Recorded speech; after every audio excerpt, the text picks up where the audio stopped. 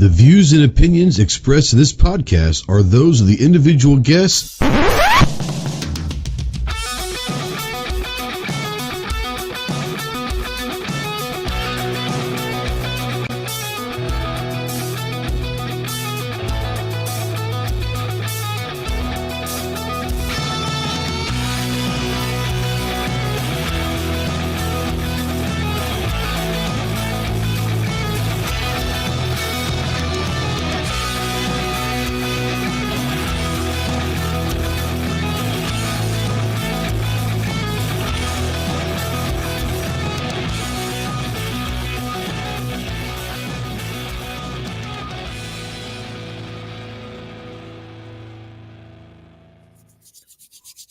What is going on, my Ghost Squad? Welcome to the Armed Citizen Podcast Live. This is episode number 317.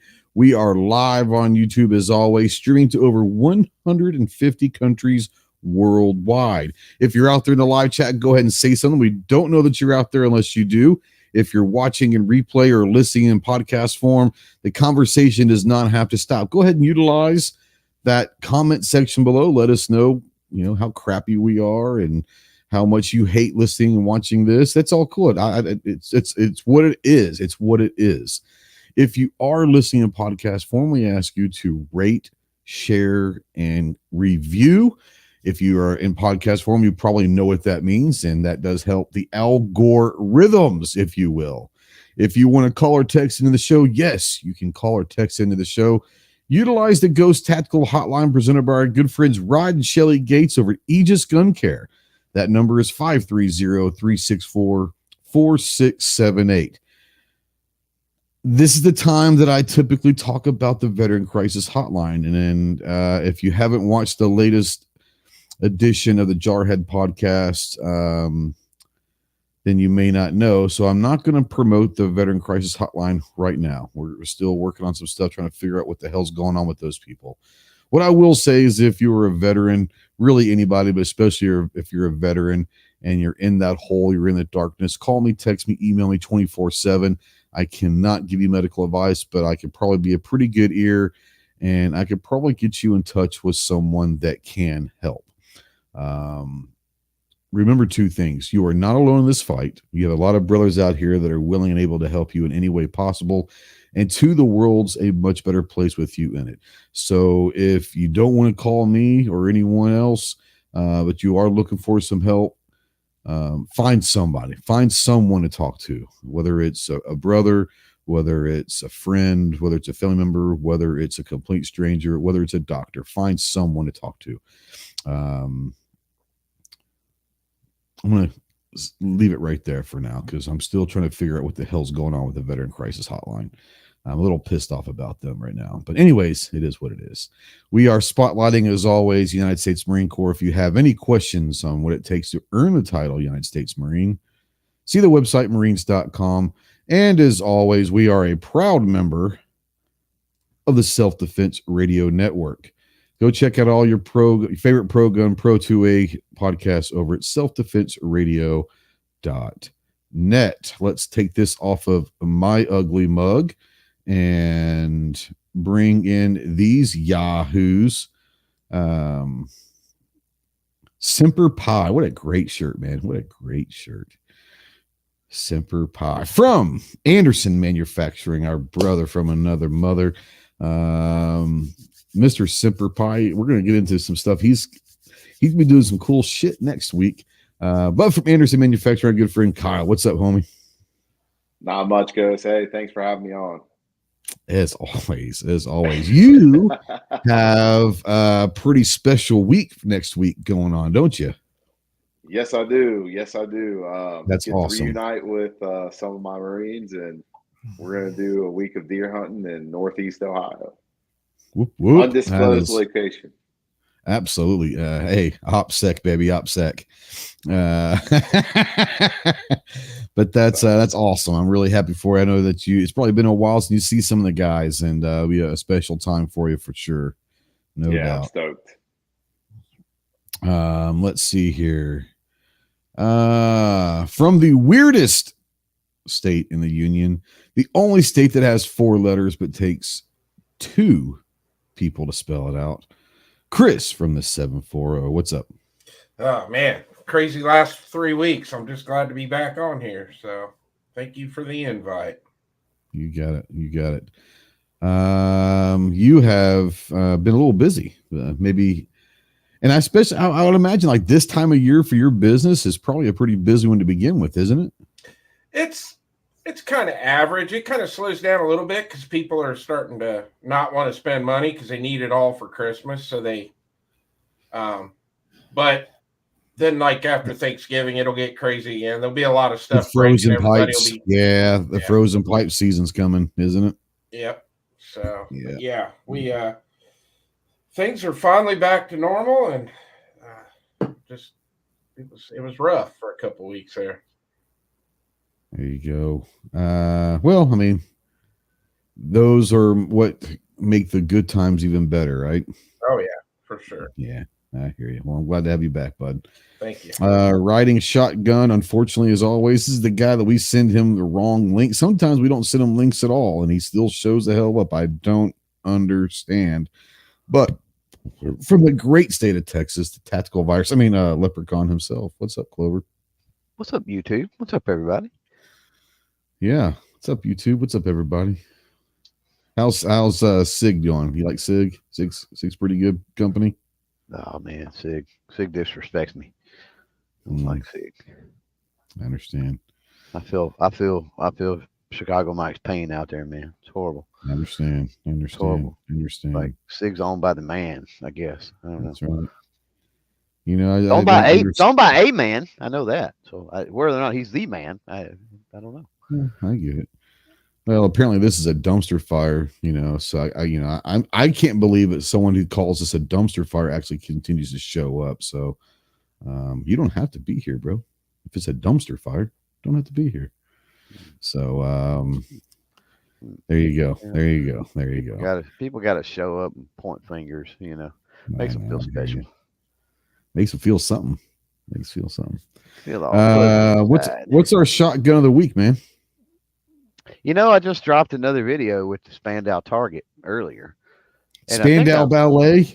Is it? But the Spandex. Why didn't you put the Spandau Ballet? Like, why didn't you put that song in the video? That would have been amazing. Well, that's probably true. But I was thinking about eventually I'm going to shoot the Spandau and the Spandex. I think that would be entertaining. I know this much. That's Spandau Ballet, maybe. Maybe some spandex leggings or something. I'd pay good money to see you in spandex leggings. I've got to find some spandex leggings. I think if I can find some. I can find some for you. I can find some for you. See on the butt, and then I can definitely find Spandau in spandex. That video would be epic. It would be epic. But anyway, you would need. Well, if that's the case, then I think we just found our new drummer for our air band, Air Supply. I think that Spandex playing Spandau Ballet in Air Supply. I think that could happen. I really do. Yeah. So I've mentioned the Spandau Target before, so that wouldn't be my shotgun, but I'm confused because it's like I want to throw some love to SDS Imports, of course, who brings in the Spandau, right? And you know about it, but they've got the Max, right? The Military Armament Corporation stuff, and they've got the 1014, and then they got one they call the Mac 2 Tactical. Correct. And I like the wood versions of those, obviously, but I don't understand the difference between. Do you know the difference between those? Is the 2 Tactical the pump and the 1014 the semi-auto? Let's go and find out. I'm confused. I'm gonna call them. That's not on the Tokarev side, is it? That's it's Military Armament Corporation. It's the Max, yeah. Okay, yeah. But it doesn't say. I'm on the website. I was looking at. Oh, you're on the website too? Okay. Yeah, and it's like I don't see anything that says this is a pump or anything. It's like I think that just looking at the handguard, I think the Mac 2 Tactical is the pump. So it would be the 1014. But see, I don't know. I'm looking at the Mac 2 pump. I can't. Is that got a a pump? button, right? It's got a button under the bolt knob. It's got a button like a semi-auto. That's what I'm saying. And Yeah. I don't, But they have a know. pump. You remember that? We shot it. Yeah, but that might So I know not they be it have a though. pump. Yeah. Yeah. I don't know, man. Like I'm gonna have to make a call tomorrow or something, and they may be gone for Yeah, they're actually sending me the 1014. And that's the Marine pistol grip. Breacher? No, it's actually called the Marine. Oh, the Marine coat. And it's got the pistol grip, but it's actually called the Marine. So yeah. It's the Marine coat finish. Yeah. Yeah. Yeah. So looking forward to that. Very nice. Yeah. And then I'm also getting the Tokarev, the American flag bullpup that I love so much from there. Well, it's against black coat. I don't approve of that. I understand you wouldn't approve, but you and I spent some time on the phone last night. You were helping me trying to look for an accessory for a firearm that will change the face of this channel, possibly. And I'm not going to go too far into it yet, but man, you guys, you have no idea what's coming, and it's going to be amazing. Buck out there says he's giving me $5 not to see Clover and spandex. Yeah, I think it's going to take a lot more than $5. It's going to take a lot more than $5 for him not to do it. So for Sykes out there asking about the dual action semi pump with a flip of a button. Oh, he says it's not the Spas. Okay, I thought he was talking about the Spas 15. No, it's not the Spas. He looks the one that looks like a Benelli. Over from Mac? No, it's not. So I don't know what. I'm not real sure what he's. You can't be on Mac because I don't see one that looks like the Benelli. Man, that Marine is one good looking shotgun. I got telling you, man. Man. Yeah. Especially that stainless and the walnut look there. Oh, yeah, y'all's mind. The blued with the wood. Come on. Freaking Marine coat with synthetic furniture. Like, that's blasphemy to a shotgun. Like, God. Ghost is going to understand eventually. He's got some stuff coming. He's going to understand eventually. The allure of blued finish and wood. That's all I got to say. Maybe a little brass thrown in there. Maybe just a little. Maybe a little shiny bling bling. Little shiny bling bling. It's all good. Put some leather, wrap some leather around it. Now Calaveras, he says those shotguns gave Ghost. No. Just certain shotguns that were intended for skeet trapper hunting. The Marine would never be. How do I put this? The 1014 Marine would never be confused as a trap skeeter hunting. It is definitely more of a tactical breacher type shotgun. With a Marine coat with a longer barrel, it could be a nice duck gun because out in the weather and the elements and whatever with that Marine coat. Okay. Would be a pretty good option, actually. You know what I mean? Yeah. Could be.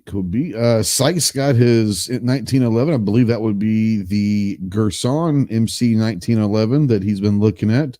Looking forward to hearing his thoughts on that. He was dumb enough to send me he slid into my DMs, boys. Sykes slid into my DMs. Nice. But he was actually stupid enough to ask my opinion, and unfortunately, I think that he went with it and bought the gun. No, I'm just kidding. You're gonna love that gun. Well, we were having a conversation about some of the Gerson stuff and some of the price points that's happening over the next few months potentially. Like, if he got a deal like that, I mean, you absolutely can't go wrong. Yeah. I don't think we're going to see craziness, but yeah, it's getting ready to hit here in the next few months, guys. Let's just be honest. And it's nothing to do with the manufacturers. It's nothing to do with the importers. You can thank our wonderful government for this. Just saying. Whatever happens is the government's problems. Anyways, yeah. Yep. You guys know that every Thursday, Saturday, and Monday over on our YouTube community tab, we have our pony polls. We like to have fun up there and throw a few questions out there every week and see what happens. So let's dig into these. First one was yesterday. It's got 1,000 votes. Choose one. Friends or Seinfeld? Kyle, let's start with you. Friends or Seinfeld? Friends. I'm going to go with Friends just because I never really got into Seinfeld. I never watched it. I know like he's one of the great comedians out there, but See, I'm not. So here's the thing. I'm not a big fan of Seinfeld as a comedian. I think that Jerry was the least important role or character in that show. That's just me. I think that the combination of Kramer and George and Elaine, I think honestly propped Jerry up. I think that he owes them because I thought they were great comedic actors. And I think that Jerry, I've never been a big fan of Jerry Seinfeld himself. I love the show, but for many, many reasons. And Jerry is like my least favorite character on the show. That's just me personally. But I hear what you're saying. I'm with you. Yeah, I don't vibe with them. But I agree. Kramer and George and they did great. Whenever I did catch an episode, it was mainly like Kramer was entertaining. I mean, Kramer is one of the greatest physical comedic characters there is. There was nothing about him. He could say the most benign line, like, these pretzels are making me thirsty. And that's one of the most famous lines in the entire show. And it was, these pretzels are making me thirsty. But the way that he did it as Kramer was absolutely hilarious. Yes, Jerry Stiller was also phenomenal on Seinfeld. I would say that, I mean, it was a great show for a reason. Like, it lasted a long time, but it wasn't because of Jerry Seinfeld, in my opinion. So, no, I get what you're saying for sure. Clove, Friends or Seinfeld? I know you like both of them. Well, I mean, look at just to piggyback off of what you just said and what Triple S out there was saying with Jerry Stiller.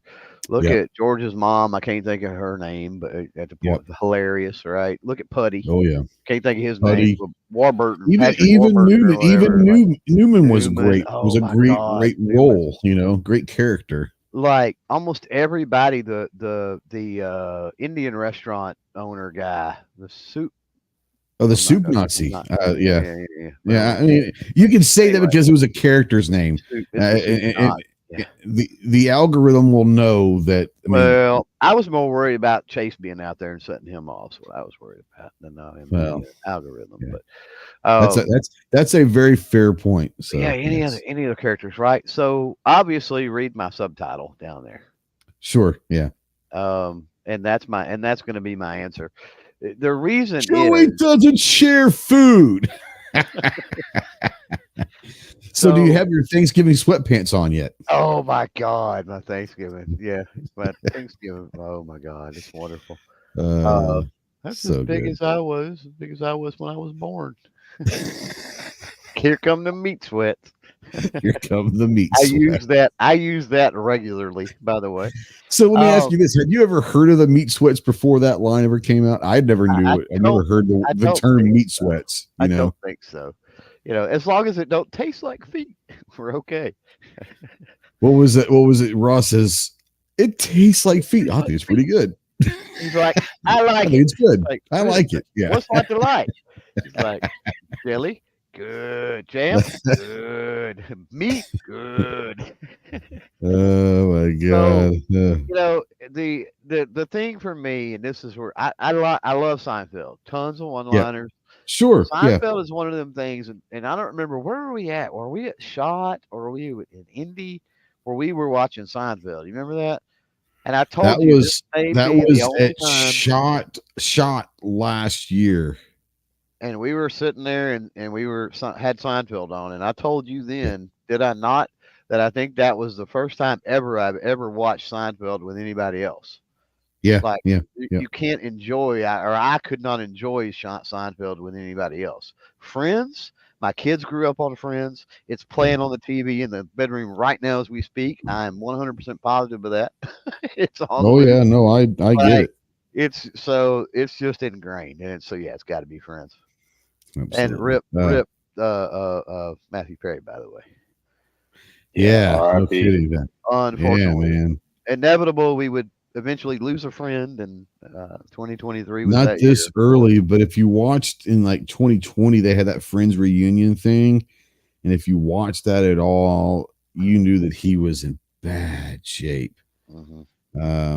And this doesn't seem to be any drug or alcohol induced. It was just a drowning. Well, you don't know that none of that contributed to it with his, you don't know how hard he was into that back in the day and whatever. This is true. This is true, but yeah. Not everybody is Keith Richards, right?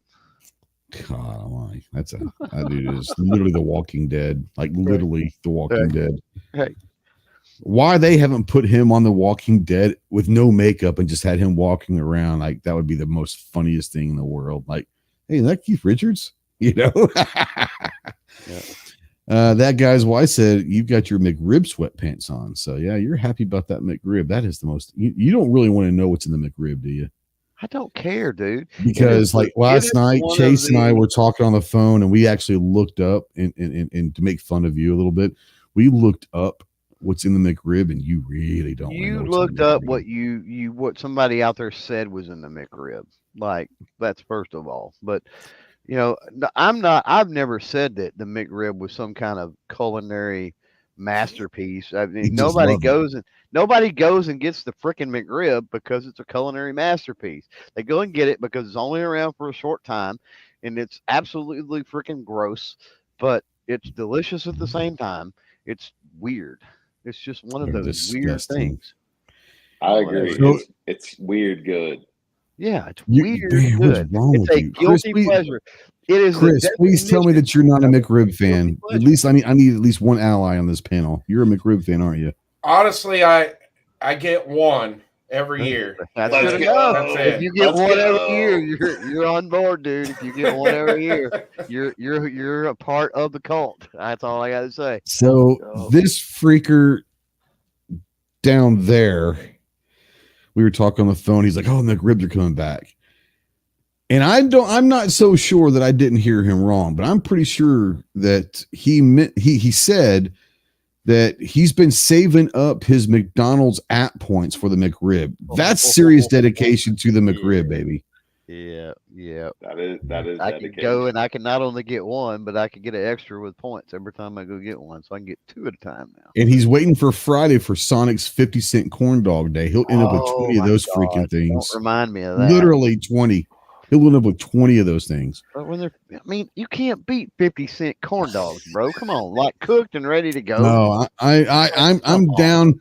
I'm down on corn dogs. I do like me some corn dogs. I'm not sure I'd get 20 of them, but I do like me some corn dogs. You don't eat them all in one sitting, but you know. There you go. You guys are gonna judge me on this one. We're gonna judge you anyway, so go ahead. What'd you just say? I hate corn dogs. Well, the honeymoon's over. I knew it was bound to end sometime. So, do you like Cincinnati chili? Love it. Well, that's his problem. Is that the Cincinnati chili killed his taste buds? That's probably true. So if he'd lay off that Cincinnati chili, he'd probably like corn dog. Hey, what if you smothered the corn dog in Cincinnati chili since you like it so much? Oh, I don't know about it. All right, here's a serious question of the night. Syke says, corn dog, mustard, or ketchup? The answer for me is yes. Right. If I'm doing it, I go with mustard. I need to have at least mustard, but if I've got like mustard and ketchup together, like I could handle that. Yeah. But it's got to at least be mustard. My choice, as bad as it would be mustard. Clove, mustard, ketchup, chili and cheese. Oh yeah. Would you quit being a diva, bitch? Just answer the question. Mustard or ketchup? Honestly, I don't like either one. So you just eat them regular plain? I don't want ketchup on my cornbread, and the batters is probably got a little mustard in it anyway. At least it tastes that way. Could be. Sykes says, "What the hell is Cincinnati chili?" I am not gonna. I am not gonna give Cincinnati chili any airtime. If you want to find out, Google it and just say, that's all I'm gonna say. Right. Yeah. Right. Chris, God, we going down the rabbit hole. Seinfeld or Friends? I had to go with Friends. I can't stand Jerry Seinfeld. but I like the cast. The cast was cool. Yeah. But yeah. He's a whiny little bitch, kind of like Clover, you know? Clover knows he's a whiny little bitch. Yeah, I admit to it. I don't care. Yeah, but Jerry Seinfeld is like, you ever wonder, you ever notice? It's like, oh my God, I can't stand his voice. Maybe he's probably funny, but I can't get over his voice. That's the hardest thing for me about Jerry Seinfeld is his voice. Yeah, true. You ever notice? You know, even if he's not whining, it sounds like he's whining. Yeah, it does. It does. Now, I will say that he is a top 3 in the world of Porsche collectors. I would love to just look at his Porsche collection one day. I saw this is years and years ago, but do you remember the show? Was it American Pickers?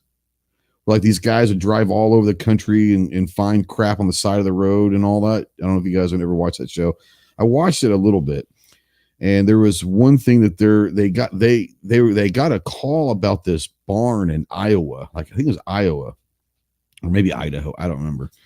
In the middle of nowhere, this old lady had her husband had died in his 80s or whatever, and had this barn and going through all this cool stuff. And she's like, you want to see the other barn? And like, what's in the other barn? And she goes, cars. And you're like, what? Cars.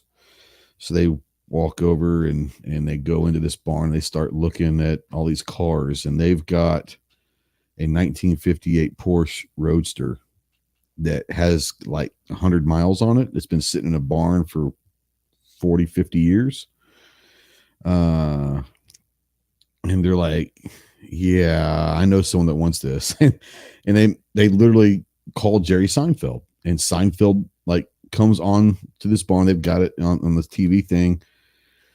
And like, it's not in good shape and all that. I mean, it's in good shape, but it's like, it hasn't moved for, 50 years. It's just been sitting in this barn this whole time. And he offers her like $1.5 million, like without even turning the engine on.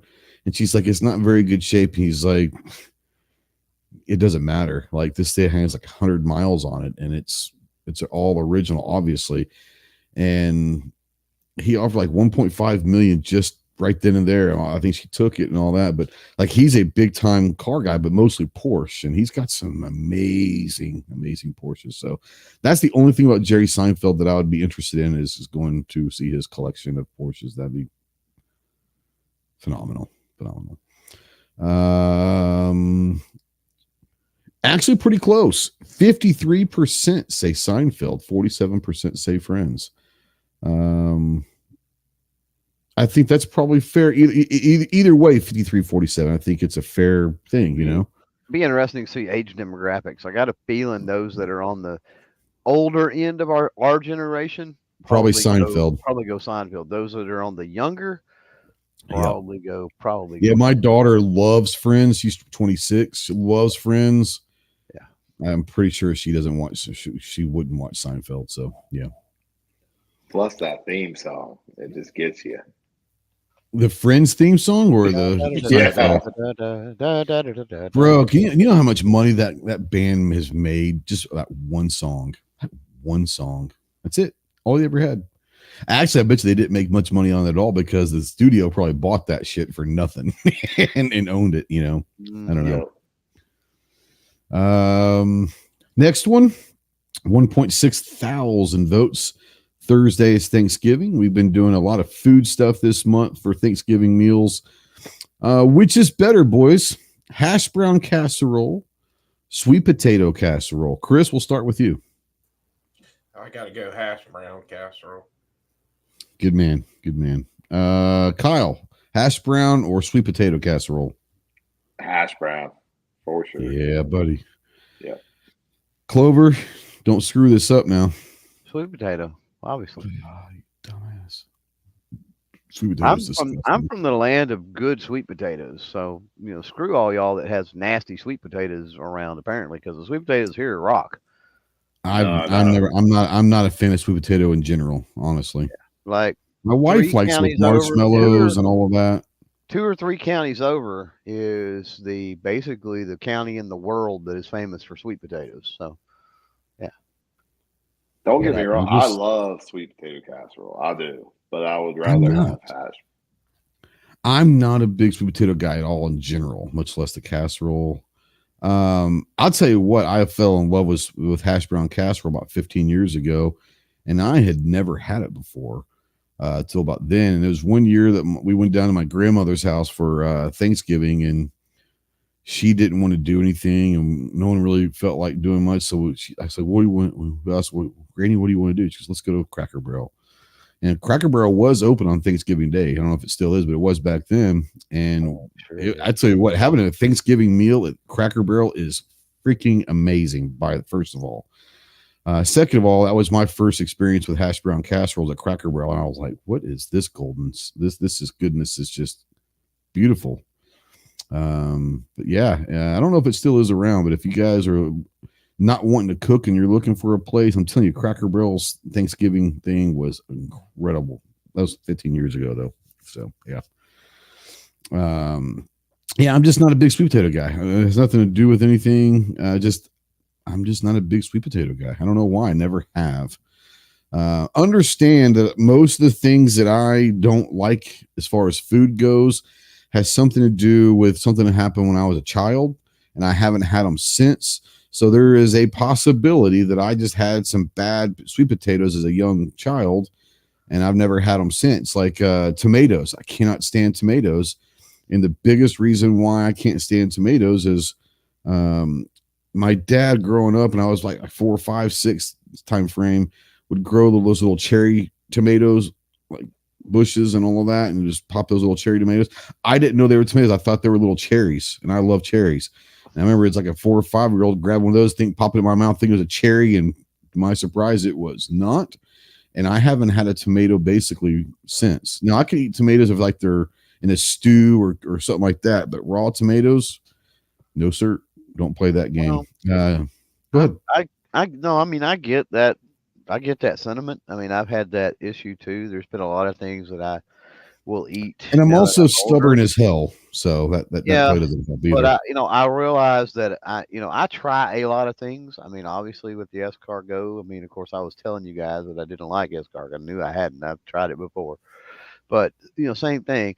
But I mean, I'm not afraid to retry stuff that I thought I didn't like. And that's part of why is because I found that there's certain things that growing up that I didn't like, but it's because the people cooking it couldn't cook it. Right. And like my wife can like cook it and it's wonderful, but for whatever reason, and the people I'm talking about still can't cook it to this day. No, but I get it. It makes a huge difference. So it's you can't dunk on the actual food necessarily. It's the preparation and who cooks it a lot of times is the problem with it. This is pretty funny. Mark Jackson out there says, saw a meme today. It showed fries and called it vegetable.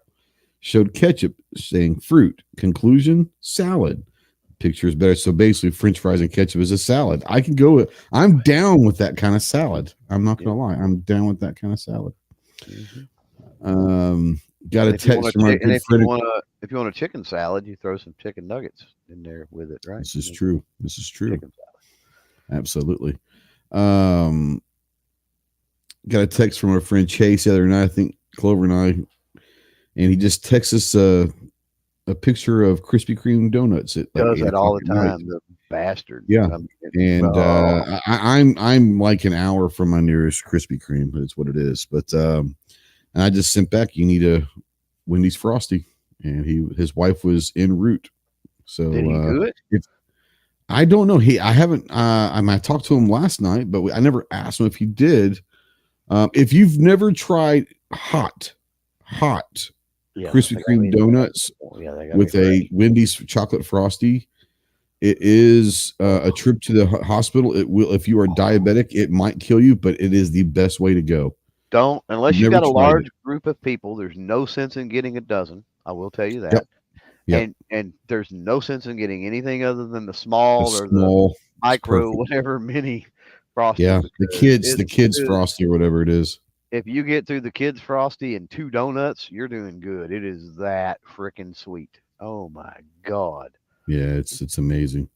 It's amazing. Damn, Kyle, I don't know why. I just noticed your avatar. Man, those are some sexy beasts right there. I know, right? I think I've seen those guys around. Man, those guys are assholes, but they're sexy as hell. That's for sure. Did I go through the room? Yeah, 73% were correct when they said hash brown casserole. 1.6 thousand votes. 73% say hash brown casserole. 27% need to get their heads checked that said sweet potato casserole. Just saying. Our final has 2.4 thousand votes.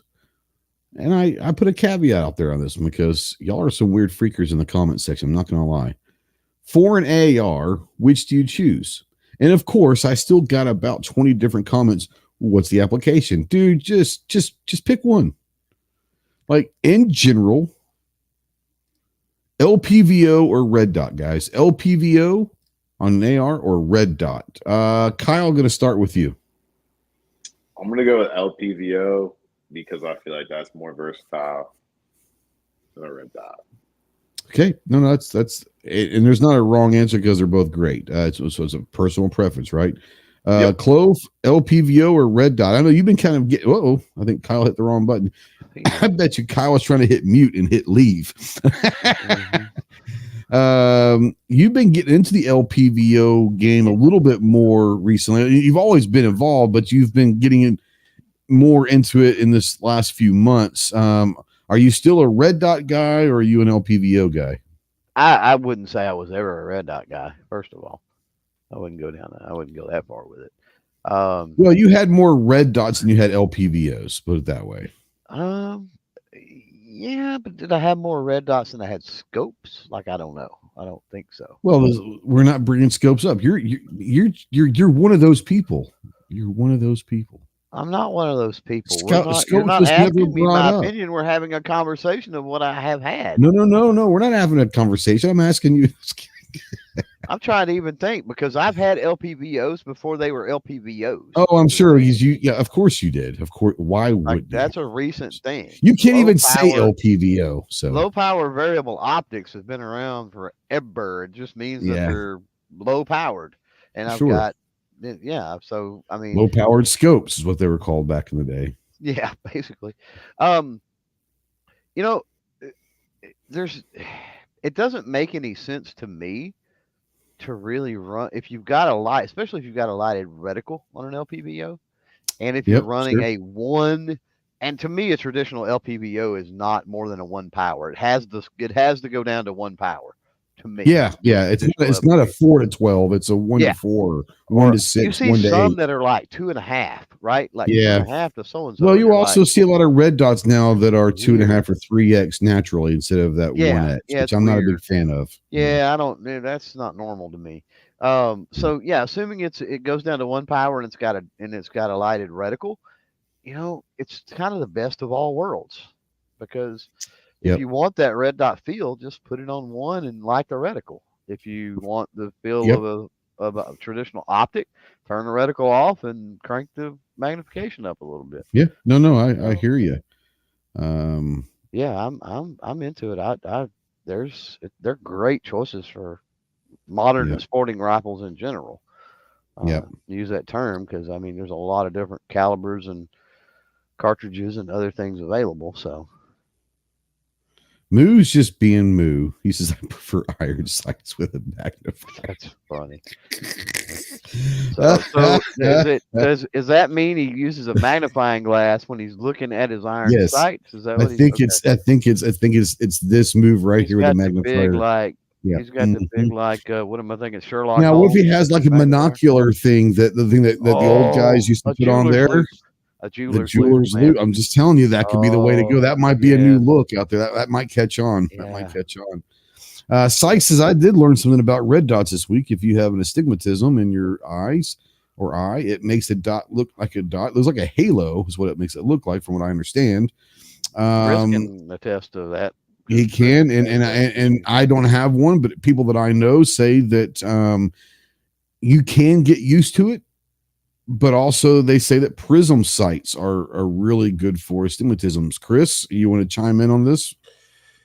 Yeah, prisms don't affect you at all if you have astigmatism, but you lose the thing. You got to have really your eye relief is Yeah. can be bad on prisms. I mean, you got to get that thing right up close on a lot of them.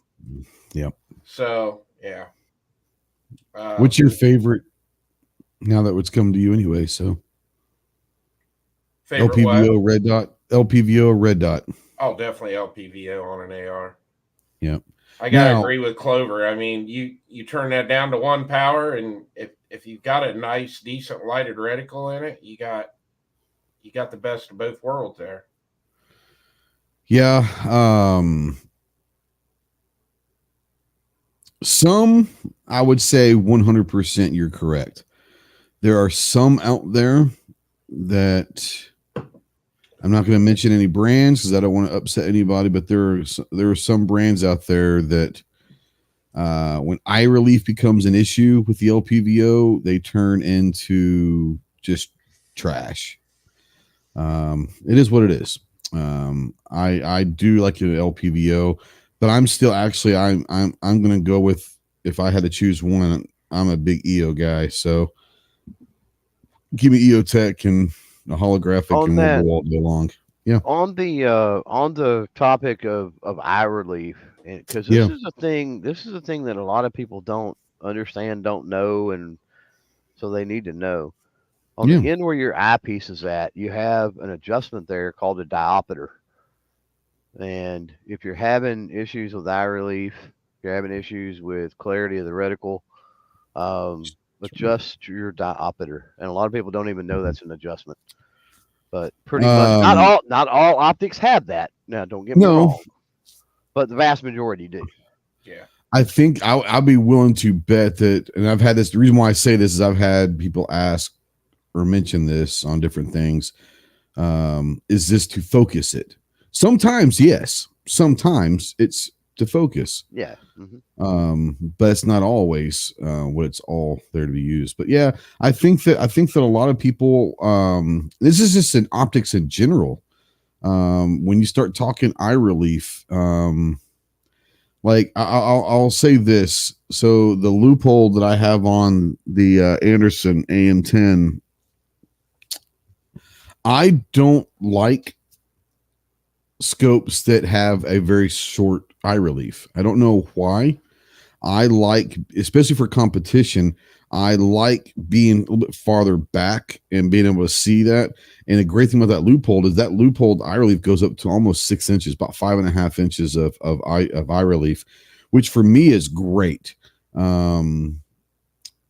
I know there's a lot of people that like being right up close. And I've never been, and I think that's probably why I like red dots also, is you can put them in red dots. You basically have unlimited eye relief, right? Are you sure that people like being up close, or they just have optics that require that? Well, that's a good point. But that's why I look for optics that have a longer eye relief. I don't like being up close. Yeah, and maybe that's what people are. Yeah, I don't know if they like it or not, but a lot of people have that, And cheaper optics, and it can even be expensive brands, right? But they're cheaper models. The eye relief can absolutely suck. So until you get optics that have that longer eye relief, or especially if you get into like handgun scopes that have like 3 foot of eye relief, and you realize what can be done with an optic, and then you're like, holy crap, why are they not all like that? Well, because of the cost involved in the machining and the lenses and everything required to get that eye relief, right? And that's why the cheaper stuff tends to be crappy eye relief. The biggest thing with short eye relief for me is, especially if it's on a larger bore or larger caliber with more recoil and stuff like that. Scope bite, yeah. You ain't careful, and you ain't got that the stock in your shoulder pocket, and you're not paying attention and good grips and all that. Then you're, next thing you know, you're pirate eye. Yeah, I mean, and I think that anyone that shot any kind of stronger rifle or whatever, you shoot enough of it, you're gonna get bit. And I've been bit before. I got bit 3 years ago with the Bergara, and honestly, it was just me being lazy. Just not paying attention most of the just time. not paying. I was laying down. I had the rifle in my shoulder, but I was just kind of being lazy and not paying attention. Pow! And I think of, holy cow, that got you. And you're like, holy shit, I got a little scope bite there. You gotta know, be tight. Gotta be leaning into it. That's right. You know what I mean? That's right. You got to think about all those little things. And we all know all that, but like I said, sometimes you just get lazy or you get a little overconfident. Yep. And once again, that's where it comes into everything. You get whatever. You were at an event, weren't you? You were at an event. No, I wasn't. I was that happened on our range. You were doing a video. You were doing a video. I was doing a video. Yes, I was. I was doing a video and got the bite in the video. I probably was. I don't remember. I don't remember, but I definitely got the bite, and it happens. Kyle, Chris, you guys ever had the old scope bite before? Probably not. I was gonna say I have to say I have not, but it's fun. Yeah, I can imagine. Yeah, I got it real bad when I was a kid. When shooting, I'm trying to think what I think it was a 308. It was one of my dad's buddies. I shot it and had my eye way too close to that scope. So, number one, there's a reason we wear safety glasses, and that can sometimes help. I don't wear glasses too often when I shoot my rifle, though. I'm not gonna lie. Well, yeah, that's. And maybe I should, but I typically don't.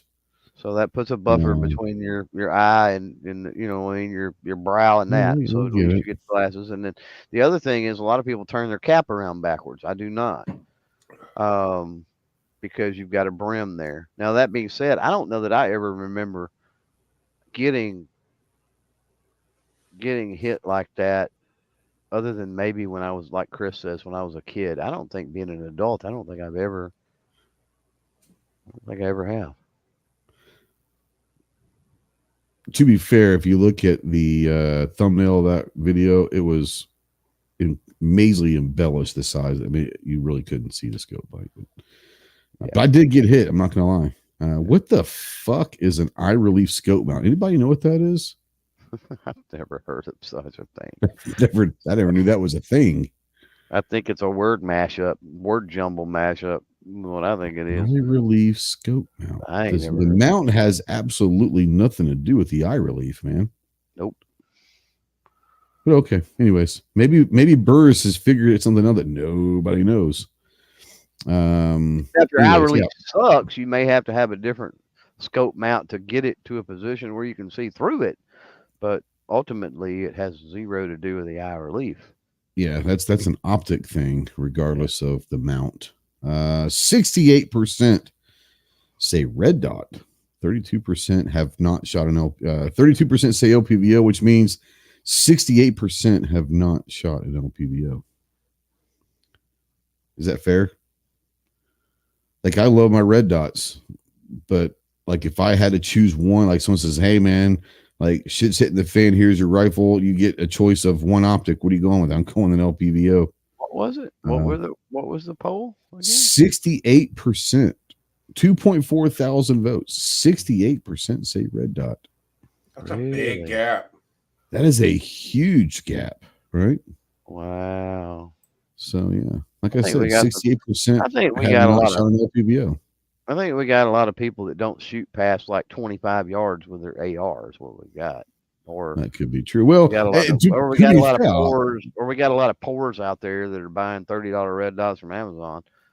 So, to be fair, Jesus. When you can get $100 LPVO from Amazon. That's right. There are a lot of people that only have 25-yard ranges. So that's a real thing.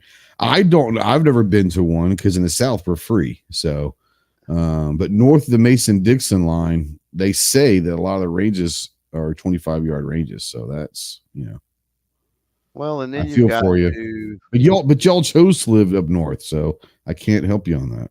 Well, sorry, then you got to think of like experience and skill level too, right? So if you buy an LPVO, you've got to be able to, got to understand mounts, and you've got to understand rings, and you've got to understand torque, and you've got to understand level. And a lot of people are absolutely freaking lazy, and so they just want to buy a red dot, screw it on there, and they go, "Oh, I'm done. All I got to do is windage and elevation." Well, Goes a Barbecue, $2 super chat. Thank you. Says scoped rifle and backwards hat, instant sniper. Hell yeah. Have you not seen American Sniper? I mean, come on. Like, do you think that Kyle would have been the most prolific military sniper ever if he didn't have his hat on backwards? Yeah, we all know that. But he's also trained and good enough that he's probably so entrenched in his brain that he would have never gotten scope eye anyway. Well, we know who trained him, so I would say you're probably true. Yeah, and that fool, and I guarantee you that fool don't get scope eye. I guarantee it. Yeah. Kyle, I saw you come off mute. Do you want to say something? He should know better. Just jump in, dude. Just jump in. I was just gonna say that's facts. You got the hat on backwards. You got the. I'm not gonna lie. In competition, I shoot my hat on backwards, but that's just, I like to wear my hats low, and so obviously when we're gonna scope, like depends on the eye relief. We're talking eye relief again. That brim of that hat may or may not get in the way. So over the top it, and let's go. Automatic out there. I wonder if anyone catches the reference to over the top. Very, very few people probably know what the hell I talk about when I say over the top hat. Clover knows. I'm hoping you know. Don't leave me out. Chris, you know what over the top hat means, right? I've seen that movie so many times. Yeah. Sylvester Stallone just turns that hat and goes, let's go over the top, baby. Such a great movie. That guy did so many great movies. It's a terrible movie, Chris. Oh, yeah. But it's so good. How many times did you watch it? So good. Oh, yeah, exactly. It's so good. It's one of those guilty pleasure. It's a terrible movie, but it's a good one. Working out in that semi-truck. And Yeah. Cheesy as hell. Watch it every time it comes on. So bad.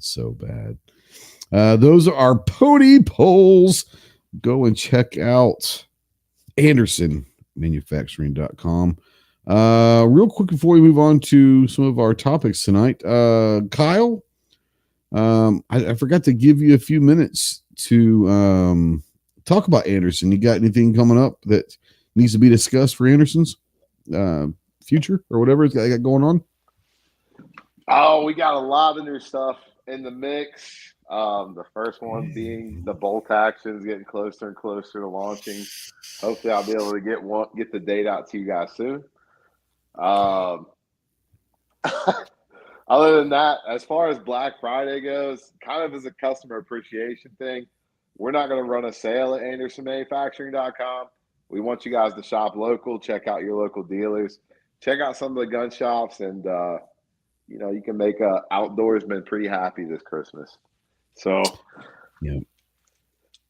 But yeah, other than that, Ghost, really just feeling this Black Friday and Christmas shopping jump and trying to keep that inventory. Well, you guys have been nuts busy all year. I mean, like y'all had to bring on a bunch of new employees on the assembly line, did you not? Yeah, we did. I've actually been down there. I know that you've been on the assembly line a lot in the last few months. So just trying to get some of these young guys a little mentor time, if you will, just somebody that's been there. And every position on that line, man, really has like some real responsibility behind it. And I just want to make sure everything's right and tight. So yeah, no, I get it. No, that's good stuff. Always being a mentor is a big thing. Oh yeah. So we're gonna go. First of all, go and check out AndersonManufacturing.com, and we'll have some pony polls again this weekend. And like I said, thanks for voting in those and all of that. I'm not even gonna touch that one. So, we've been doing a little survival series on the podcast, and it kind of just happened out of chance, but I've got more comments and more. I tell you what, in our podcast numbers have been crazy big on the survival series, and I don't know if that's just the time of year or people are enjoying the content, but like crazy numbers in the podcast side of things, which is great. Even on the YouTube video side are getting a little bit more, but the podcast side, it's insane the numbers that these podcasts are getting. So we're going to continue to do them until we see numbers go down, because there's all sorts of stuff that we can talk about. Now, once again, I am not a survival expert. Okay. I have quite a bit of survival training in me that's many, many years old, but it's still, going to be good. But I think that there's a lot of good conversation out there, people out in the chat that are very, very knowledgeable and all of that. But tonight we're going to talk a little bit about survival, like the food, whether it's the food prep, storage. I know Clover, he's not a huge into this, but I know that he does and has done big into like some canning and some jarring of foods. We've had this discussion many, many times, but there's not only food that you can get like canned food or whatever, but jarring up different stuff that you grow yourself and storing them for a long time. But also like food that you might be able to find if you're out in the bush, and that field craft comes in, and you've got to know what you can eat, what you can't eat, different ways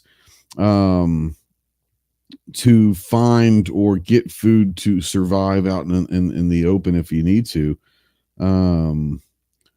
Mandatory carry, I have no idea what you're talking about. I never heard of the channel, but absolutely go ahead and drop the link. If it's, I saw your previous one is talking about some historic food and all that. Yeah, go ahead. It doesn't bother me. Go for it, bud. So let's talk real quick. Let's start with Chris real quick. And we're talking about more food prep, right? Or storage. Not saying that we're preparing for a Red Dawn scenario, but as a family, are there certain things, like canned food or ramen noodles or something? Is there anything that you guys do usually kind of keep on hand at all times, no matter what? Yeah, we keep a lot of canned food, Campbell's soup, stuff like that. Yeah, we got a lot of that ramen noodles. I'm pretty bad about this. I probably should be better about prepping and storing some food, but yeah, I'm not the. Well, let me ask you this. Because this is a question that comes up in the survival scenarios.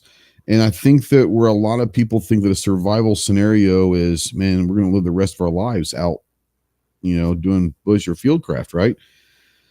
When you hear a survivalist situation or Red Dawn or shit hits the fan, like when you're talking about prepping, whether it's food or ammo or supplies of any kind, water, like how far in your mind, when you hear the survivalist scenarios, like how far do you plan for this stuff? Is it a week or a month or a year, or like where do you wrap your mind around for the time frame? I don't know, this is probably awful to say, but it's like for me, if things are going to be bad for over a month, I just like, I don't know how much longer I'd want to go past that. If things were so bad that I don't know, that's kind of my mentality about it. Maybe because I'm older and I just kind of, I don't know, but like, I don't want to know what it's like to try to survive after nuclear war or any of that stuff. It's just like, yeah, I'm more concerned about long-term power outages around here and things like that. But yeah, I just, I'm kind of one of them people that if it's going to be bad for a really long time, I might just want to go out with it. So that's fair. I mean, that's fair. Bring Kyle in. When you hear the word survival scenario or whatever, like in your mind, how long does that scenario in your mind, like for preparing for it, is that going to last? Is it a week, a month, year, whatever? See, for me, I'd say a month, Matt. Probably a month for me. Yeah. I'd say, just to be straight up honest with you, I know that food prep and food storage and stuff like that is definitely something I would personally have to work on, because a lot of my like survival, anything that I know is from my time in the Marine Corps. Yep. And that time I was kind of dependent on them for the MREs. I never had No, to that's fair.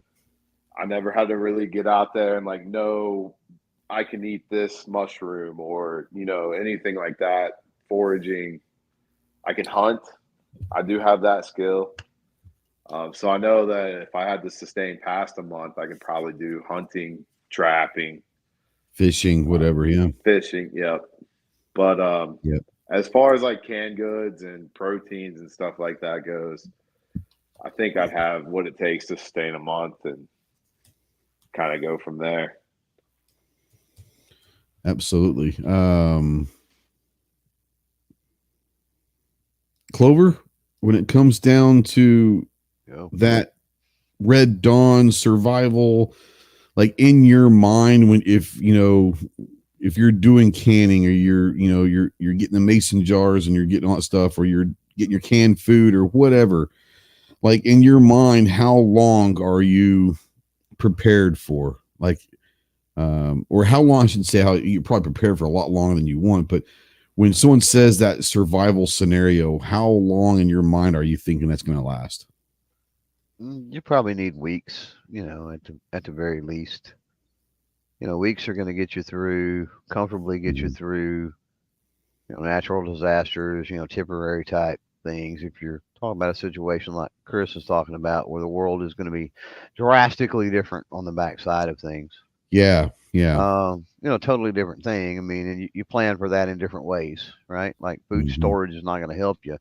You need to have other plans for that. As Kyle was talking about hunting, Sykes out there was talking about gardening, right? Yeah. You're going to have to homestead. It moves from prepping to homesteading at that point, and they're kind of an adjacent thing. But yeah, the things with natural disasters. I mean, even if you get down on your luck or something, I mean, being prepped out for a few weeks or something like that can be good. When you're talking about meal prep, two things that are handy, and that's a vacuum sealer and a chest freezer. And chest freezers, the smaller ones are fairly efficient nowadays. Can easily be ran off of a generator if need be. Easily, yeah. And not just for the prepping for the worst, but even meal prep for bettering your health and stuff. It's way easier, because we all know eating healthy sucks. Like, healthy food, it's just, man, how easy is it to go down and get a McRib? You know what I mean? But if you're going to make a healthy meal at the house, like, you're going to spend 2 hours in the kitchen or whatever, right? And so, if you're able to prep that out and spend a half a day in the kitchen, but, make multiple meals you can then put in that chest freezer, or, or the refrigerator, vacuum seal them, whatever the case may be. So you're talking about a little bit different situation, but it's a benefit of doing that sort of thing. Sure. One of the things about going with jars, right? Instead of the freezer, obviously, lack of power, you're screwed, right? So refrigeration is an issue. So anything in canned in jars, you don't have to worry about that. And if even if you're going dry goods, jars are still my preferred method for long-term storage, because of varmints and what are we thinking about? Bugs and other things that can eat through plastic and eat through papers and eat through, you know what I mean? Cardboards and things. Probably not. They're not eating through glass. Probably ramen is great until you rip open that plastic packaging and there's weevils all in it, or whatever, and they're not going to eat through the glass, right? So, glass jars are a pretty good investment, in my opinion. Because of that.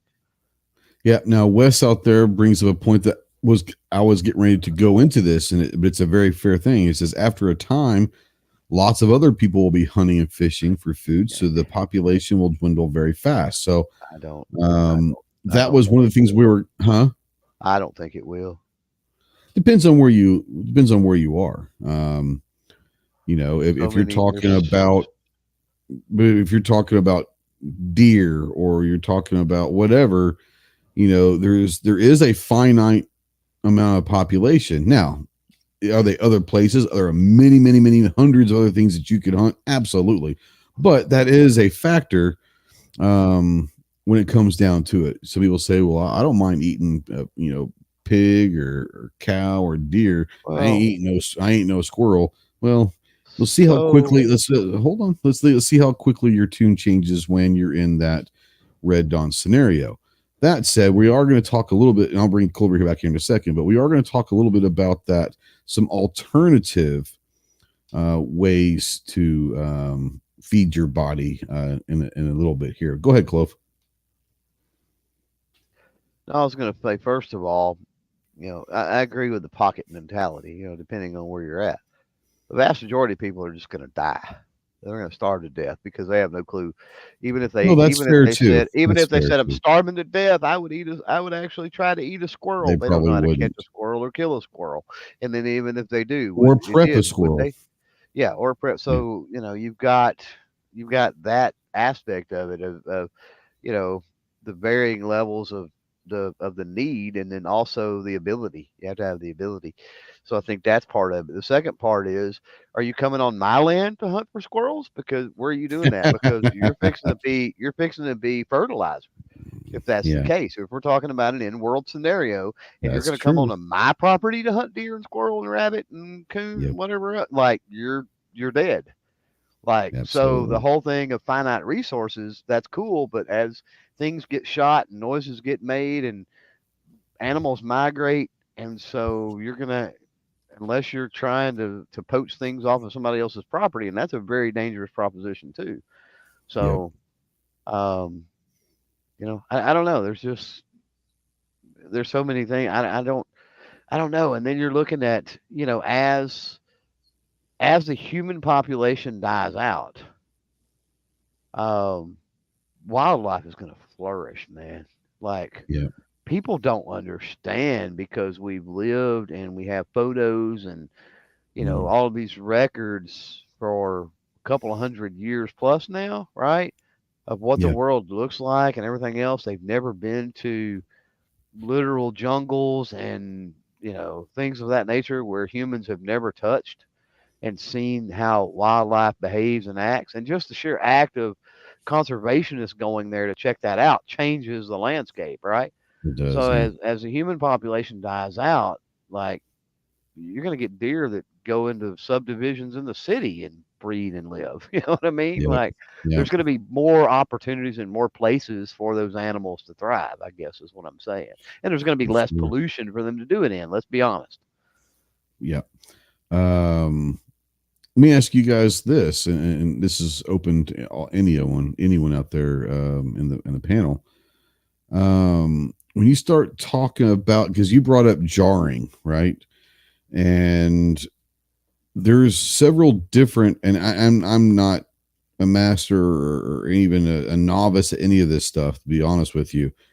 But there are certain things that you can kind of DIY if you talk about, food preservation.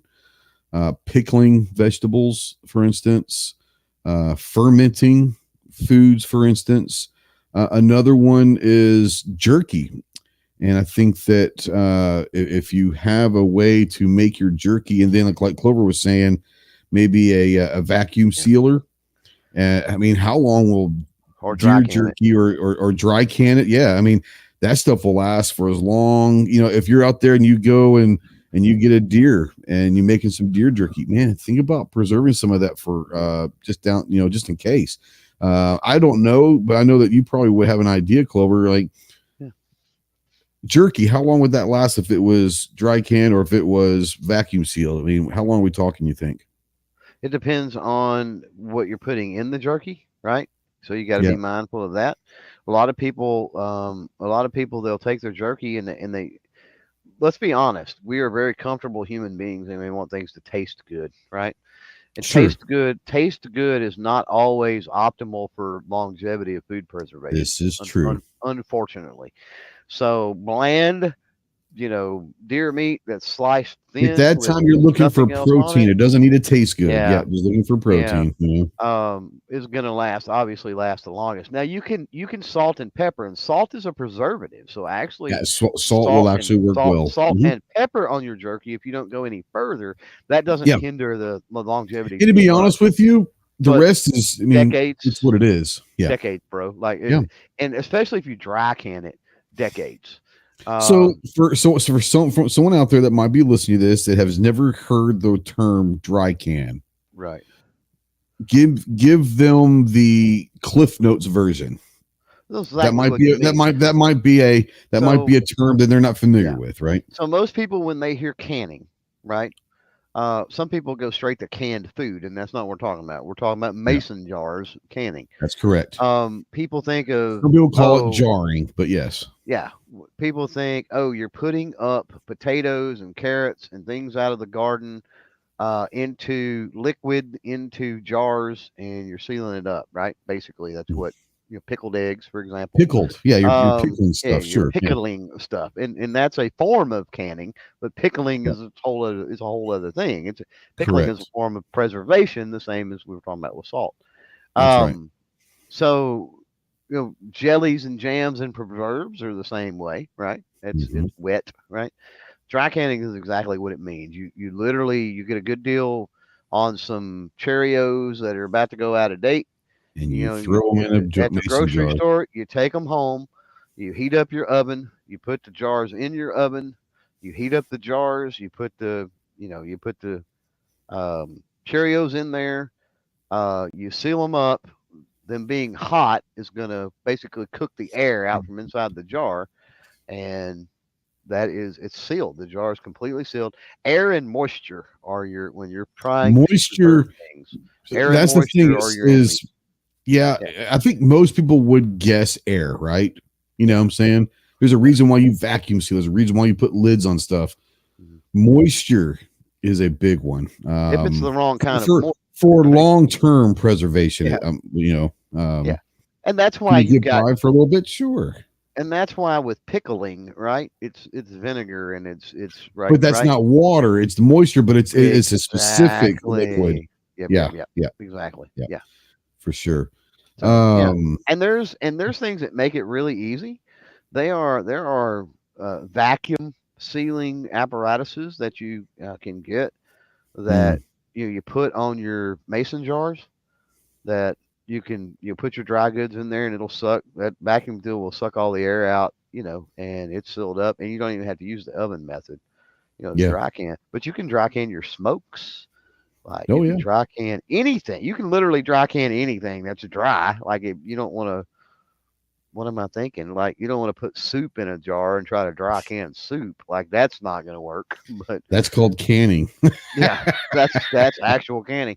But if anything is dry, it's a dry good. You can dry can it. So chips, crackers, you name it. And I've talked about it before. I ate Cheerios or cereal in general that was 5-6 years plus past its expiration date. That's been dry canned. So, it's almost indefinite as long as you keep the air and the moisture out. Mandatory Carry says, where can we see more about this? I'm sure there are millions or thousands, at least hundreds of thousands of videos on YouTube. Yeah. Just do survival dry canning or just dry canning in general, and you'll be able to find. What's up, Mario? How are you? Mario. So I want to bring this up, and this is something that I know that small town southern rural Arkansas might be different than Ohio and Kentucky and East Texas. Out there in the chat as well, I want to hear what you guys are saying. Do you guys have in your area, your town, your whatever? Do you guys have like community gardens? Oh yeah. That's kind of a cool place. Yeah. Yeah, that's a good place to think about if your town doesn't have one, starting one up, because you bring a lot of people that not just having a community garden is cool, but you start getting to meet different people that are specialized in specific things, and you like, oh man, I would love to learn how to grow those peppers or whatever, and all of that stuff. So community gardens are kind of cool for sure. Chris, Clover, what about you guys? Any community gardens that you know of? They're not really popular around Yeah, here. No. interesting. And I So the figure it might be a southern thing. I don't know. so it's not a southern thing because here community gardens is much like hunting on my property. And it's not a and it's it's not a good idea anyway. And here's why it's not a good idea.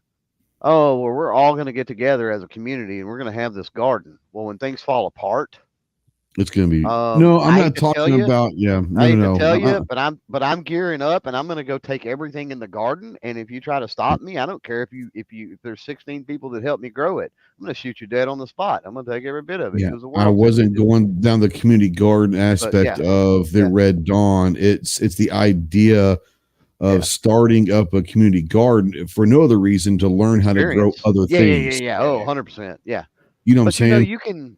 you can grow stuff on your windowsill or your back porch, You folks. can. Like You know, I'd literally. say one of the easiest things in the world to grow, they say, is potatoes. Like it doesn't take much, right? Ah, Um, so For me, potatoes or is a or root pain. It or takes a root lot of or space. rooted vegetables, if you If will. you You know, live if you live in a place, for me, not really. For me, Matt Damon it's grew it on more. Mars, dude. So I don't know what to tell you. You know, Yeah, well, he had to science the shit out of it too. So, um, literally. yeah, the for me, just what and neither one of these is anything like you would want to eat forever. I mean, I guess they're Yeah, great to embellish things or go with things. If you're hunting, I guess it'd be okay for flavoring.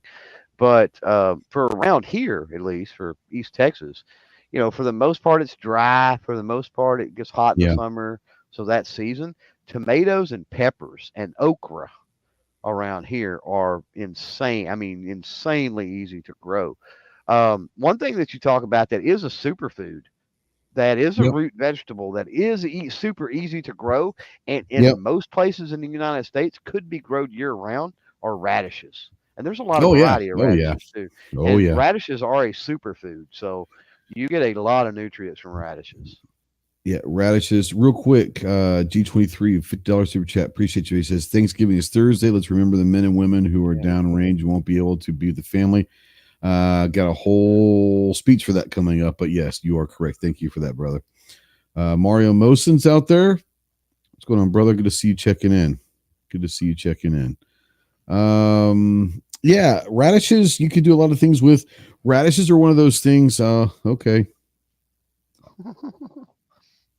there you go. There you go. Love it. Thanks, brother. Um, but a lot of radishes, people are like, oh, they taste bad. Really? Like for me, radishes kind of just take on the flavor of whatever the hell they're in with, right?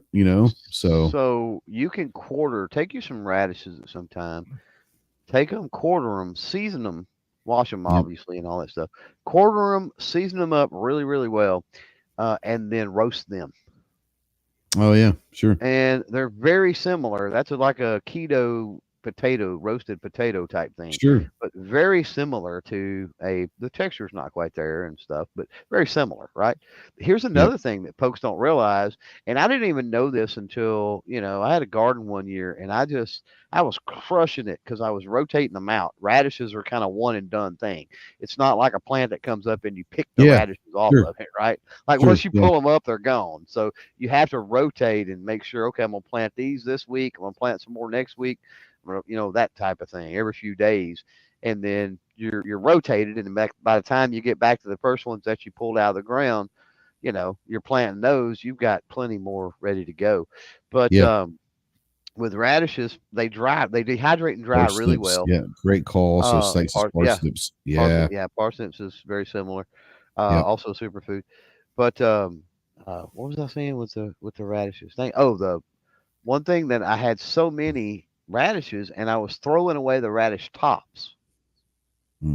The radish Oh, tops, okay. Yeah. I kid you not, texture wise, they're a little bit different. So Yeah. a little bit, but again, in a situation to where you're starving and you have to eat, you could very easily get used to it because I ate them multiple times without even getting Mm, used to it. But right. radish tops are very similar to turnip greens. So you Interesting. could Interesting. literally eat the entire radish plant. Yeah. Yeah. Chris out there says greetings from Georgia. Eggs can be stored at room temperature by putting eggs in a bucket of water. If you have fresh Uh, eggs, yes. not commercial eggs. Sykes says 5-gallon buckets are great planters. 5-gallon buckets can be used for a Yeah. lot of different things, man. So Um, there was a point I was going to make real quick with radishes. I mean, you don't make any points real quick, so let's just be honest about that. There So, was something that I was going to do. What I was going to say about radishes real quick is that the radish tops, if you're not going to hey, eat real the radish quick, tops, bearded guys out of here. Hey, good night, man. Have a great night. Happy Thanksgiving. If you're not going to be here, man. Happy Thanksgiving, bearded guy. Good seeing you again. Sorry, go ahead. but the radish tops or anything else just about that comes out of your garden, if you can trap and capture, let's say, rabbits in your area and build hutches and raise rabbits, then that's food for your rabbits, right? So you can use just about anything. Is what I'm getting at. On to the egg thing. Um, Eggs are pretty amazing. A lot of people don't realize, and a lot of people they'll get fresh yard eggs and they'll oh, I gotta wash the poop off of them and blah blah blah or whatever, right? And it's like, no, you don't understand. Like I remember growing up, my great grandmother, whatever. I mean, even I raised chickens for the longest, like through high school and stuff. Um, you gather the eggs and you put them in a basket and you literally put them just in the kitchen on the table or wherever, literally, and they would be there for weeks and for weeks with zero refrigeration. And so, as long as you used them and you marked them and kept them rotated or whatever, Yeah, and you could wash them before you use them, but sure. don't wash them until you're ready to use them. Why is that? Well, there's a reason that poop and dirt sticks to the eggs in the first place, and that's because there's a film on those eggs that, guess what? There's an Protects antibacterial them. film that protects those eggs.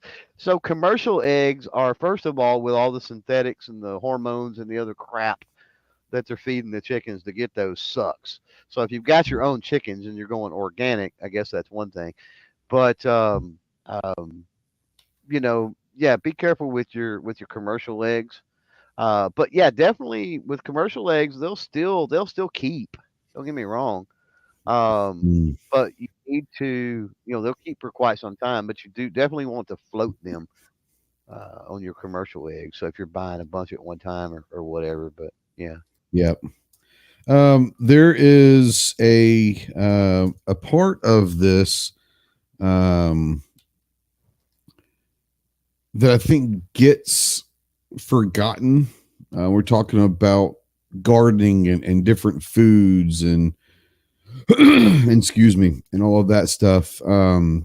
But like herbs and medicinal plants are something, if we're talking about prepping, a lot of people don't think about, if you're going to grow a garden or whatever, don't be afraid to get involved in the herb game. I'm not talking herb like, I'm looking herb. No, like legitimate herbs and all of that. A lot of them can be used for medicinal reasons. We talk about all the time, like if you're prepping for that Red Dawn scenario, make sure you have your medications, right? Whatever that is. And we all know that eventually those medications are going to run out. I mean, eventually they're going to run out. If you're in that Red Dawn, the first place a lot of people are going to go to the pharmacy and they're going to get every little bit of diabetes or blood pressure medication or whatever. Eventually that shit's going to go away. Not saying you have to go down this road, but you might think about it. Research what kind of medicinal plants and herbs are good for high blood pressure, what are good for high cholesterol, what are Cinnamon. good for this. Absolutely. What I'm High saying blood is pressure is cinnamon. yeah, but be willing, and when you start to think about, if you're going to start your own garden and all that, there are medicinal plants and herbs that can give you a great health benefit as well. So a lot of people that is when it's about food, and because people don't think of that stuff as food. That's part of maybe a garden or whatever that you might want to think about is, man, I know my wife has this or my husband has this, and what's a really good herb or a medicinal plant that's going to help with high blood pressure? Oh, really? Well, I need to grow some of that. You know what I'm saying? Like there are a lot of things that people don't think about, Aloe vera, like, is one Aloe thing vera. that, like Like man, real aloe vera is like, we used to have an aloe vera plant on our outside thing, and I just we out there smoking, I just picked the end of it, and I mean it's crazy. cuts, scrapes, burns, rashes, like It's good for amazing. so much. Yeah. And there's a lot of stuff that are non-edibles that are like what you're talking about, and they're not going to be edibles, but yeah, you definitely want to grow that stuff, or at least know where they Garlic. grow. You said cinnamon, and Chris is saying garlic also. Yes. Yeah.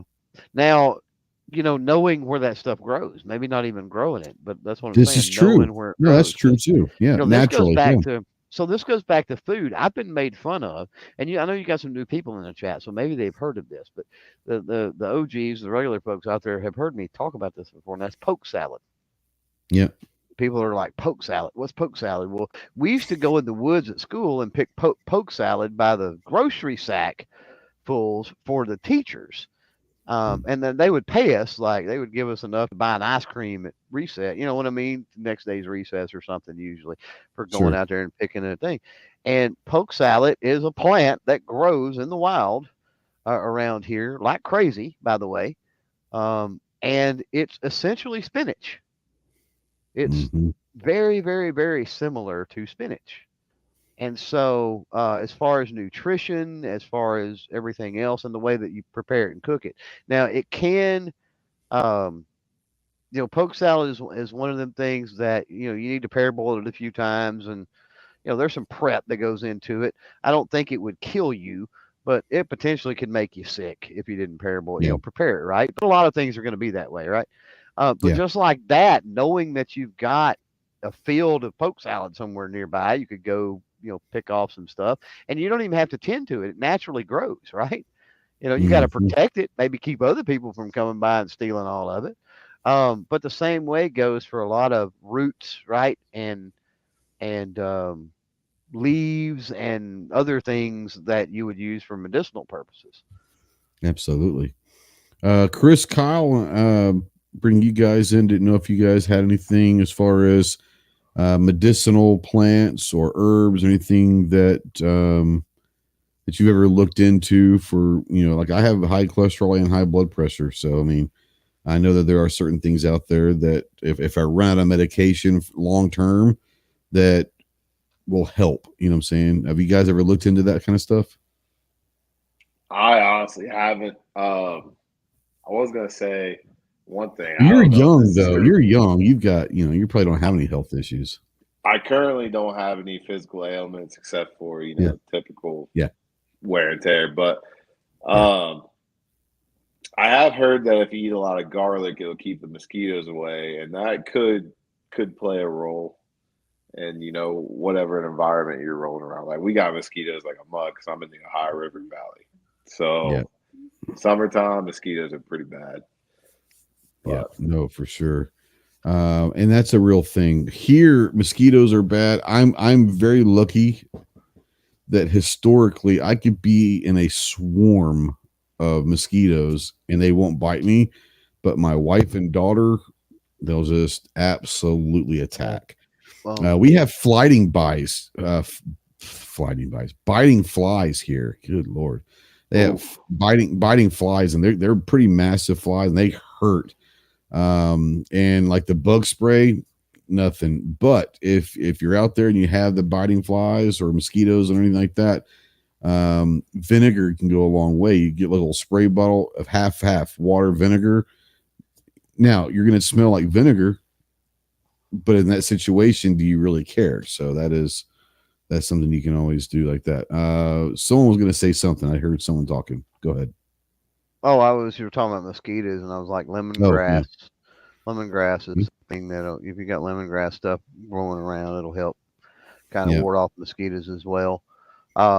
Peppermint, is a good one. Ginger is a good one. Trying to think of some. I'm just thinking of some of the essential oils that my wife uses, and it's the same. It goes for the plants, but we already talked aloe vera, valerian root, Yep. turmeric. Another good one. Man, there's just so many. Mandatory carries is better smell like vinegar than ammonia. That's true. Yeah. That's a fair point.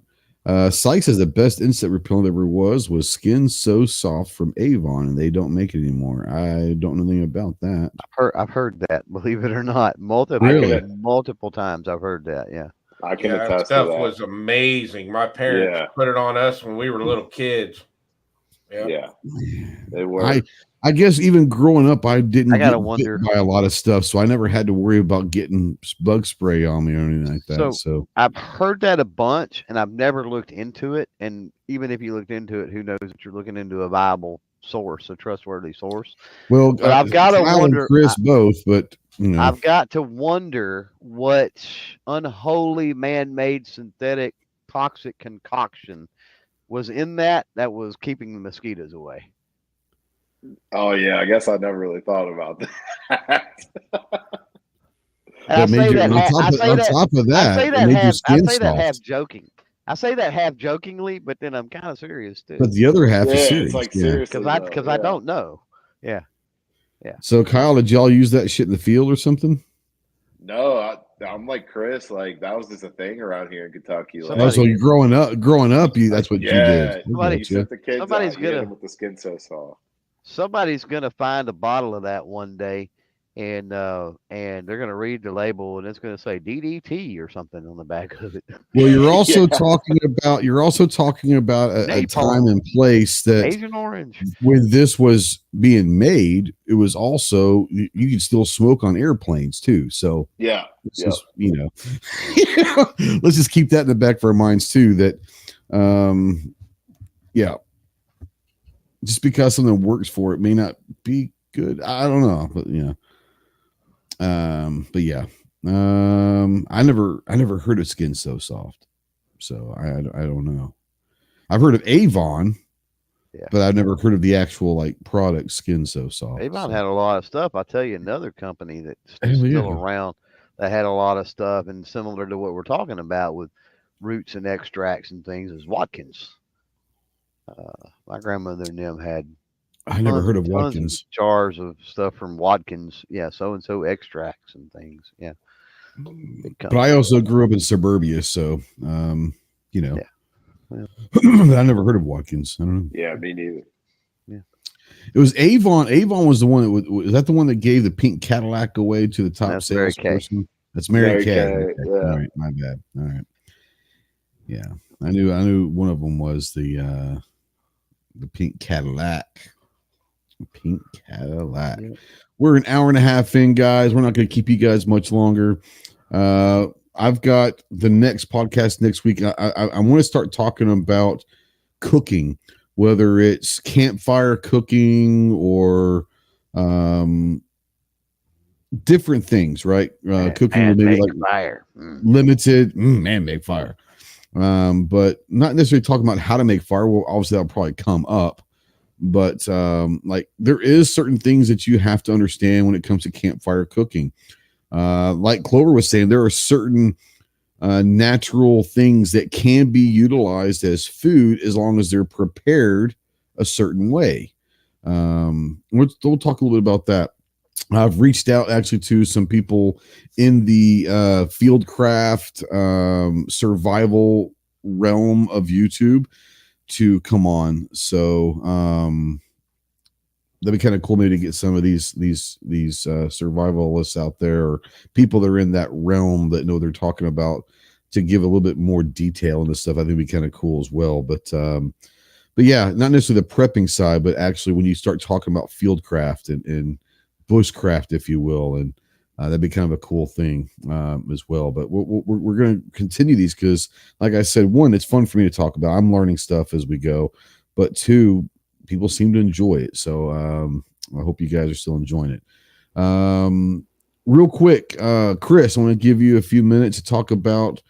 First of all, happy Thanksgiving. I'm thankful for your friendship, my brother, and looking forward to see you in January. But let people know where they can find you. What kind of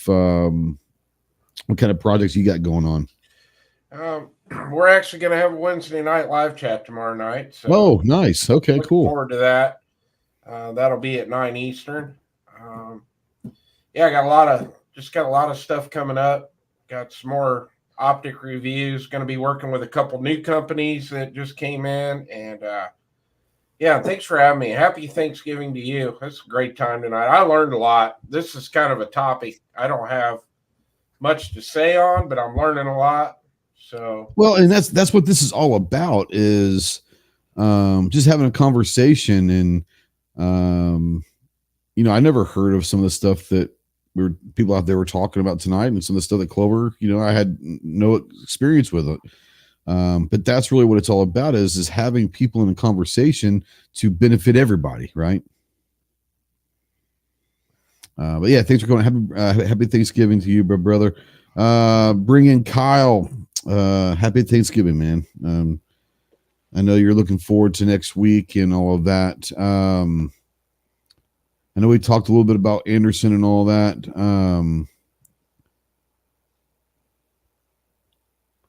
Yeah, man. I wanted to say a couple things, but I'll do that in private. I want to say thank you for one. I've already talked to you many times since that, but thank you, and you know what it's for. But more importantly, thank you for it's been great this last year of getting to know Kyle. Kyle's a brother of mine now, and we met a year or so ago. We had you on the show, and kind of just clicked, and it's really cool where friendship leads to out of middle of nowhere, right? So kind of like Golden Girls. Thank you for being a friend. Yeah. Yes, sir. No, it's really cool, and I appreciate everything, and appreciate the kind of person you are as well. So thank you for everything. If you want to go over people that weren't here earlier, things that you can talk about with Anderson, which I know there's some stuff, and especially this time of year, there's not a whole lot you can talk about because the releases will come up in January and stuff. But I know you guys have been crazy ass busy for sure. Yeah, but I can speak in generalities here. Yeah. Everybody knows the bolt action is the next big thing coming out. But also look for some expansions to the pistol line. Look for some expansion to some new accessories available for the build your own guys out there as far as the AR-15, AR-10 platforms go. I'm excited. Just the steps that Anderson's taken since I've been there. It is so fun watching us grow and kind of expand into different things, and really just getting that R&D department fired up and like really firing with the engineer team. And it's really cool to watch, man. And that's all I want to say about that, guys. Check it out, AndersonManufacturing.com. Ghost, yeah. I am thankful as well for your friendship. Really everybody on the panel's friendship. But guys in the chat, if you haven't watched the Jarhead podcast, the most recent one, check it out. Man, that one really hit home, Ghost. So, they definitely need to get that crisis line shit figured out. That's no shit, no, man. That's some stuff that pisses me off. The crisis hotline, people don't understand, like, for the average prideful person to make the decision to call for help. Yeah. That's a very prideful thing, right? That's huge. That's a huge step. And when someone calls a crisis hotline twice within a 6-hour span and get an answering machine, and then not even call back. Like I said, I've been a huge proponent of the Veteran Crisis Hotline for 4 years now. Longer, but I mean, as far as this show, it's been a weekly addition to my spiel under no obligation. I don't have a contract with them. They're not. It's all been because it's something that I believed in, and I'm not saying that I'm not going to believe in him again, but I've reached out to him. I've reached out through some channels that I know and friends that I know that have access to some of these, and we're going to get that shit fixed one way or the other. That's bullshit. That's bullshit for sure. Thanks for coming on, brother. Happy Thanksgiving to you and your family. And I won't talk to you next week, obviously, but I want you to be safe. But I want you to have an absolute blast with your brothers. Hey, we might chime in live from the deer camp. You never know. You might as well, bro. I'm going to send you a link, and all hell might break loose, but we'll have a good time with it. Yeah. I don't know any of them, but tell them I say thank you and hope you guys have a fun, safe time. Right? Hell yeah! Thank you, brother. You got it, brother. Clove.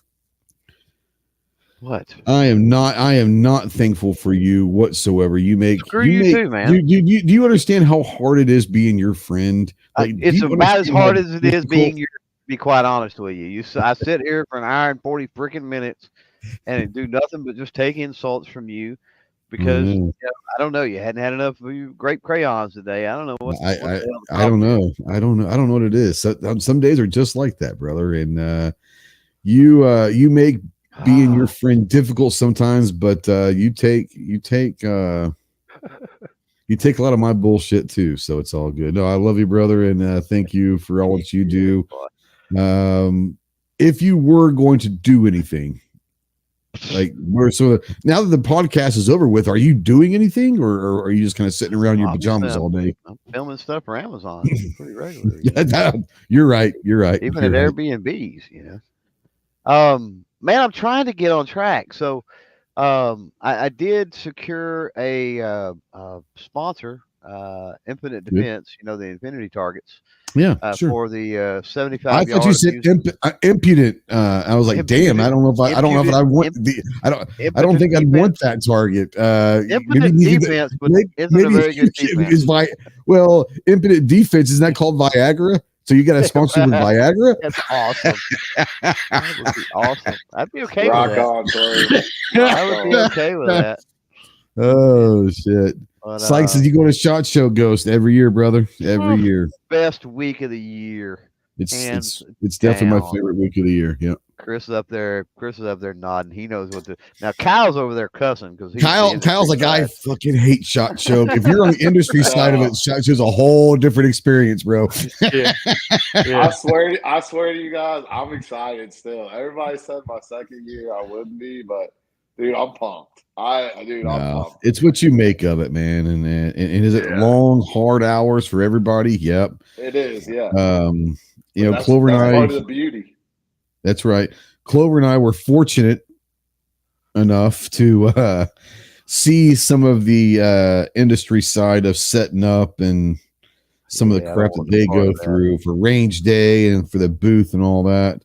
I have a newfound, not that I didn't have a respect for them before, but I have a newfound respect for the crap that you guys go through with SHOT. Guaranteed. So yeah, 100%.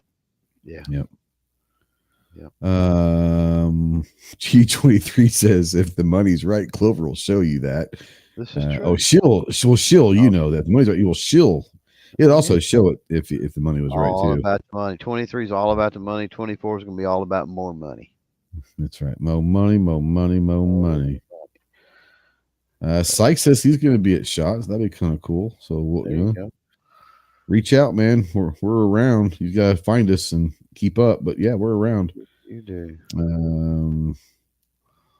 Orange Crayolas have a calming agent in it. Goes take 2 before. I haven't taken many orange crayons. Maybe that is something I need to look into. If it has a calming agent, I need a lot of that sometimes, especially being around Clover, just saying. No. For us, we're just going to hang out, have a fun dinner or lunch. We usually do Thanksgiving is more of a lunch thing for us. And we'll watch the Cowboys play football. I want to say thanks to everybody that's out there that watches this fiasco every week, everyone that supports the channel. I'm not talking financially. Obviously, my channel members and people that buy from the store or whatever. Love you guys. Thank you so much. But more importantly, just people that are supporting the channel by watching the videos, sharing the videos, coming to these chats, just hanging out, being part of my online family. People that know me know that I have a very, very, very, very, very small inner circle in my life, and I have a little bit bigger outer circle. But I keep friends and family very, very close. I think that's too many circles, but I'm just saying. Well, I the thing about circles is I can't get lost in a circle because eventually you'll end up where you started off. So I'm not very smart. So I need to know that I could end up where I started at if I just keep walking. So circles are important to me. This is true. So yeah. More importantly, just keep the jerks out of them and we'll be good. There's a joke in there somewhere. That's exactly. There's a joke in there somewhere. Yeah. Yeah. Since we were talking about SHOT Show anyway. Yeah. Right. Yeah. For sure. No, but I really, really appreciate the friendships that I've made of the last 7 years on YouTube. It's crazy. It's gonna be 7 years in June, man. 7 years. So it's 6.5 years right now. I've been doing this. It's some of my closest friends in the world I met through this damn YouTube thing. And I'm a fairly loyal person, but I also demand loyalty to me. It sounds kind of a weird way of putting it, but if I'm going to be loyal to you, I expect you to be loyal to me. And if you're not, then bye type thing. I'm a very, when you're dead to me, there's no coming back from that. So, and I made a lot of really great friends through this thing, and some of them out there,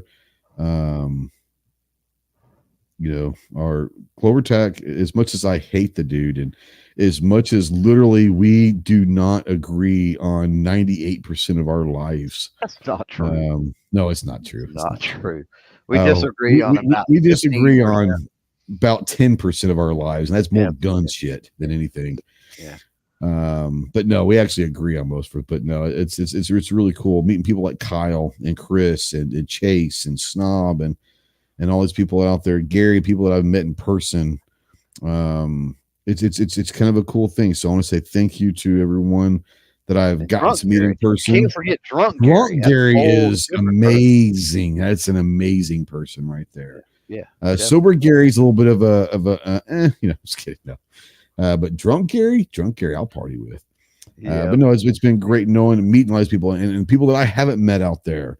The G23s, the New York Outcasts, the Sykes, the mandatory carries of the world that are here all the time and all of that. Thank you for, just like I said, thanks. And Thanksgiving is special. And the biggest thing that I always say is I don't want you to be sad, and I don't want you to change anything that you do differently. But when you are saying grace over your meal, or whether you're giving a toast before your meal, all I ask is maybe just remember that there's a lot of men and women that are overseas right now that could not come home and be with their families.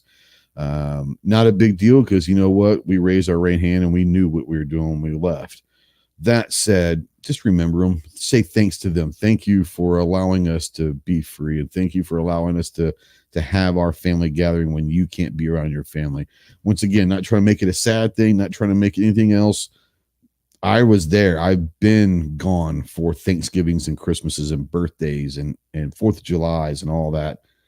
And as much as it sucks, I don't want you to think that it's a bad time, because Kyle will probably tell you also, they do a pretty damn good job taking care of us when we're not home for Thanksgiving and Christmas. They do as best they can. Does it suck? Yes, but it's not as bad as people think. But it does mean a lot to maybe just say thanks to them. That's all I got, guys. Happy Thanksgiving. Guys, get to the range. Be more proficient with your firearms.